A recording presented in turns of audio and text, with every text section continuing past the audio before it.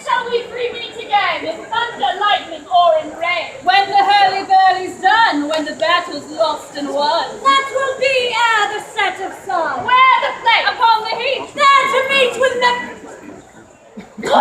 Sorry. That boy's following us again. He's writing down everything we say. William Shakespeare! Yes, boy, I see thee behind that quill and parchment. Get thee home, young man, or I shall put a curse on thee, and thou shalt go bald before thou art 30. Sisters, by the pricking of my thumbs, something naughty this way comes. Come, my sisters, let us hide ourselves and snoop.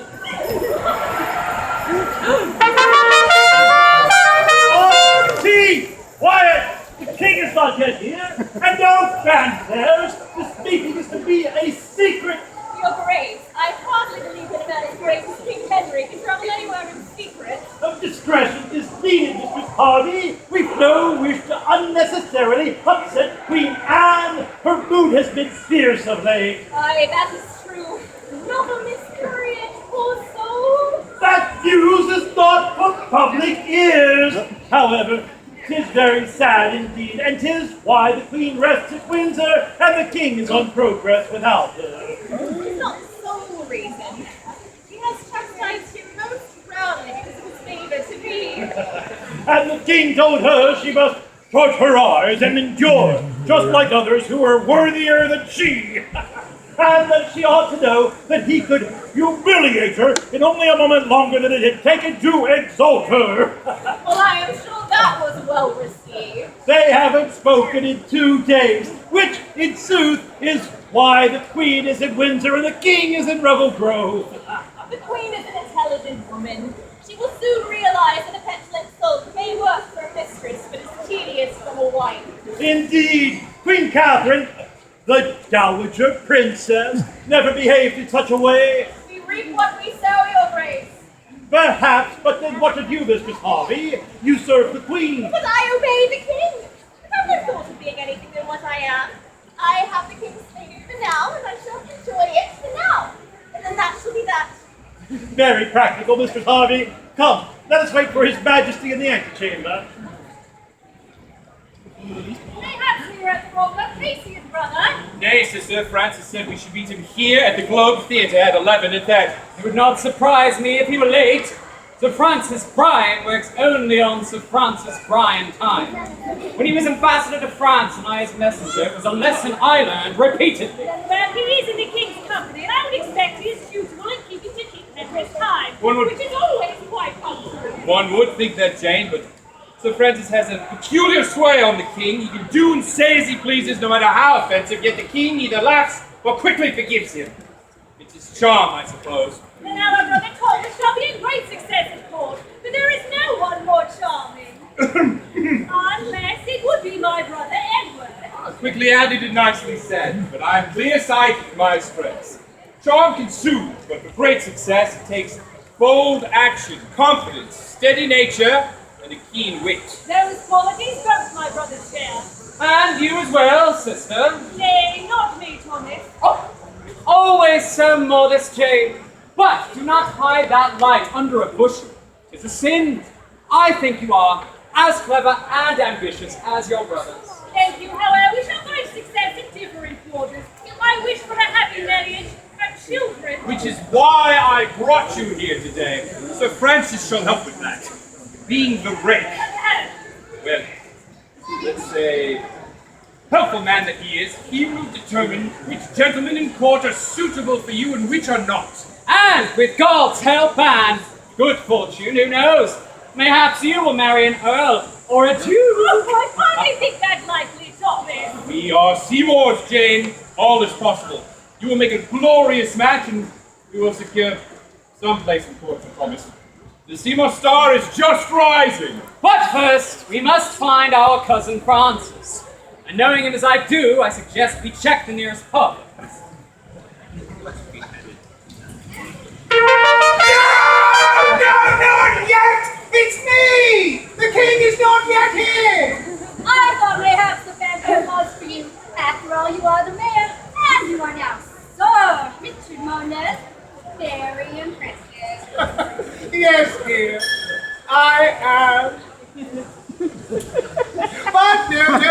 unfair to me. Although, Bodley, make a note of that. The mayor should have his own family. Oh, I'll get right on that. Do I detect a toad? Perhaps. Yes, dear. Bodley has been in a snit ever since I appointed Jack Ripley as Master of Revel, a position he himself coveted. I have repeatedly apologized, Bodley. Jack offered to do the job, and I thought you were so busy, I figured, what's the harm? Busy doing things that the steward of a household should not be doing, like overseeing the twins' 2 a.m. feeding. Good! God, man, you can't be doing that yourself. No! No! But the wet nurses have been incredibly unreliable. I've had to engage yet another one. Not a job I should be doing. Well, do not look at me. I'm the mother. You cannot expect me to be doing that. No, my lady. And then there are the constant complaints from the villagers. About what? Your nephew. What have they done now? Only our jobs, uncle. Since you have made Reginald Justice of the Peace and now Miles as High Constable, there have been a bevy of new laws, permits, and fines levied. I was appointed Justice to keep the peace, Bodley, and I am doing it as I see fit. And what a good job you are doing, nephew. Thank you, Auntie Bridget. I am following the codes. No cutting timber without a license. Fines for failing to maintain fences. Sir, no cows may use the streets between 9 and 7 of the clock. Yes, you. Seems perfectly reasonable. Ask him about his new law on public drunkenness. Well, that seems quite wise. What is wrong with the ban on public drunkenness? Oh, nothing, except the justice is for public drunkenness. My law is being misinterpreted. It states that if you are taking up a seat at the pub, one must be consuming at least 4 tankers of ale per hour, or one must pay a fine and vacate the chair. Fall out of it, more like. They want to rethink that one. And how about the fines for being too good looking? What? Good mistress. There really should be a law against being too good looking. In fact, there is. The fine is 2 shillings. Or you can meet the Justice of the Peace at the Bull's Head Tavern to discuss alternative community service. Reginald, no new laws today. Well, it's been working.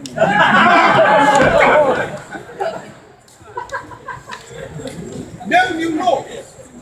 Uncle, should I still enforce the laws he already has on the books? Yes, I suppose so. But I have no time for this now. The king will be here any moment. Richard, where is the entertainment?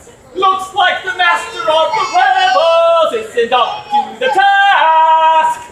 Well, this is dreadful. Jack was supposed to be bringing the legendary Old Tom Parr from his home in Shropshire to be presented to the king. Old Tom Parr? That is fascinating. He is reportedly 152 years old. The oldest man in the world. Why are they not here yet? Where could they be? When did old Tom leave from Shropshire for Revel Grove? Last November. He decided to walk. Oh dear. Wait a minute, I think I see them. Oh, they close by. Well, there I see Jack and an old man with wild white hair. Oh, They're walking, well, shuffling. They're just inside the village gates. He's opening the festival program, looking at the map. Oh, now they appear to be headed this direction. Come. Uh-oh. Oh, no. I think he just died. Oh, no, wait, sorry. Sorry, it looks like old Tom just fell asleep while he was standing. Jack is waking him up. They're walking. Oh, no, now they're sitting down. where are they now? They are still inside the village gates. It's going to take them all day to walk here. Nay, Miles, Reginald, go help Jack and bring Old Tom Parr here.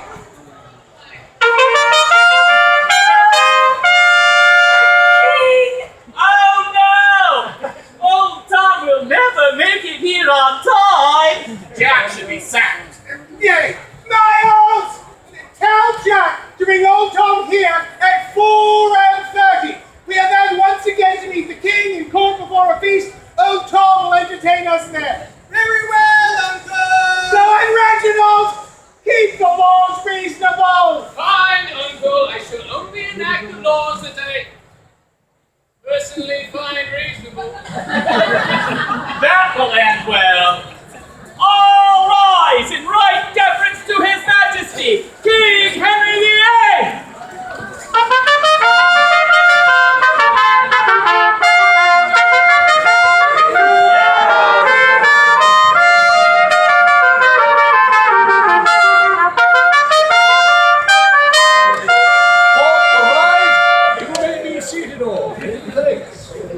Your Majesty, allow me to officially welcome you to Revel Grove and to this harvest festival.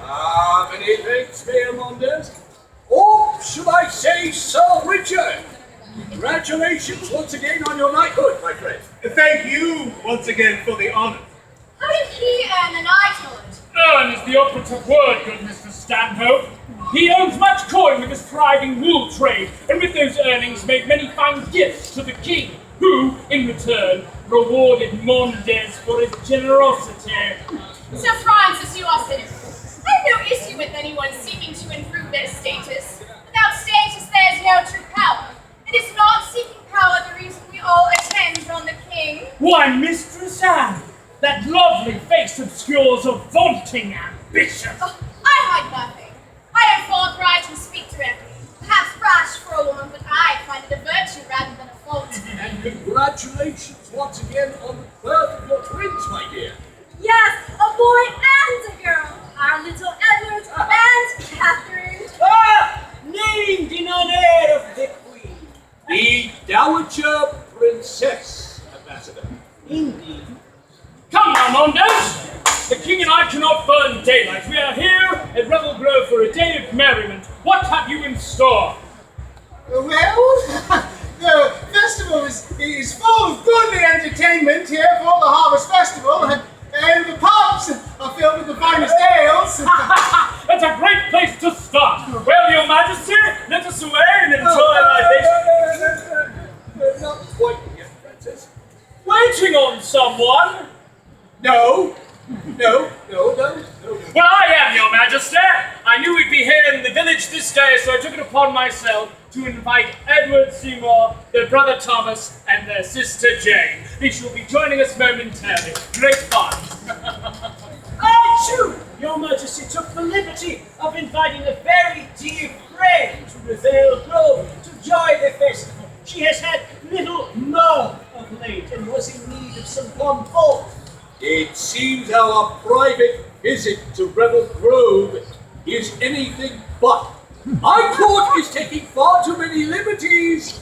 So it seems we're all expecting special guests. What of the king? Where is Henry's friend? I think she is near. Perhaps she's behind this curtain. Nay.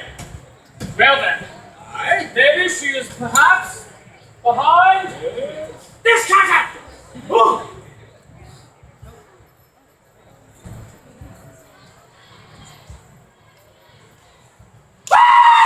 So, Francis, these are the Weyrward Sisters.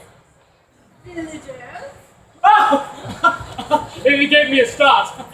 I thought they were doxy demons from hell. Yes. What are you doing here? The master of the rebels told us to be here should the king or court desire our services. We are prognosticators. My goodness! To admit that in public, a common board. Nay, good lady, not fornicators, prognosticators, sellers of charms, tellers of tales. No, he knows. Nay, Ambassador, we are Your Majesty, look who I have spied in the village, Mistress Bess Hardy. What a delightful surprise, my dear. Yes? Shouldn't you be serving the queen? Shouldn't you? I was invited by Sir Francis Bryan. I was invited by the person who invited Sir Francis Bryan. The more the merrier, I I say. We shall have a quiver full of fun, Francis. Edward, wonderful! And you brought Thomas and Jane. This is shaping up to be quite the party, Your Majesty. So it seems. Your Majesty, may I present you Thomas Seymour, brother to Edward and their sister Jane. 'Tis an honor, Your Majesty. You are welcome, Thomas. Arise. And Jane, we have seen you waiting on the Queen. Yes. Is no one with the Queen this day? Yes, Your Majesty. Your Majesty, I would be honored to host you at Wolf Hall in Wiltshire. We have the finest deer stalking in the country. We shall take you up on the offer. Nothing like a good hunt. Indeed, Your Majesty. Your Majesty, Aye. we should like to hear the soothsayers deliver some prophecies. Prophecies! Those must come to us. They cannot be summoned. Disappointing, but not unexpected. Those are games and contrivances. Prideful, boastful, presumptuous, rude. Thy countenance scornful, yet thy mind is shrewd. Listen here, you charlatan. That is a very nice tone. 13 is thy lucky number. All those babes. Good luck with Slasher. What a fraud! I am not yet even wed. He is here, a future husband, dear, who soon will offer you his hand. And with riches great and vision clear, be the most powerful in the land. That's amazing. Well, she certainly is gifted, isn't she? Most powerful in the land. Stuff and nonsense, Your Majesty. Aye. Charming young man. Position, power, gold, to a widow wed. Careful now, don't lose your head. You took your son's intended bride for the lands that are vast. Much younger is she, but 'tis a love that will last. Cold, cold, cold, yet hot, hot, hot. Thy star may rise, thy head may not. Gather ye rosebuds while ye may, for your time is fleeting. Do not delay. Allez, gens sont pas. Fidélité à la reine. Et vous ne pouvez pas aider, mais vous pouvez sauver les princesses du désespoir. Demure and modesty, a paragon of virtue. But be advised, those you love may also hurt. 1, 2, 3, 4, 5, 6. 1, 2, 3, 4, 5, 6, 6, 6, 6, 6, 6, 6. Have they gone mad? 6 is a lucky number. Not in dice, certainly. They have to sweep. We'll have 6 children. I like this dog! Nonsense! Nonsense! Your Majesty, we beg of you, let us depart away from doom, for one will come who has been apart. Away we fly before the squabbles start. What was all that about? I think I see. Uncle! We have a most noble guest in the village this day! Princess Mary! We supreme! She was looking for the ambassador, so I offered to escort her. Your Highness, it has been an honor. Thank you, Master Miles. My pleasure, Your Highness. When I saw you, I thought, oh, she must be here to meet with her father, the king. Nigel! And with so many people in the village today for the Harvest Festival, 'tis easy to lose one's way. Nigel! Oh, Uncle, only doing my job as Horde Constable. No need to thank me. I wasn't going to. What is going on here? Your Majesty, I am here for the Harvest Festival. Your Majesty, the Princess Lady Mary is here at my invitation. I know she has many fond memories of Revel Grove from when she was a child, and given the recent difficulties, I thought that a merriment might be a pleasing goal. Any difficulties are of her own making and can be resolved if she simply does as she is told. I have always been your loving and dutiful daughter. Then do as your father and your king command. Acknowledge Anne as the queen and your baby sister Elizabeth as the rightful heir. All will be well. Your Majesty, you know I love you well.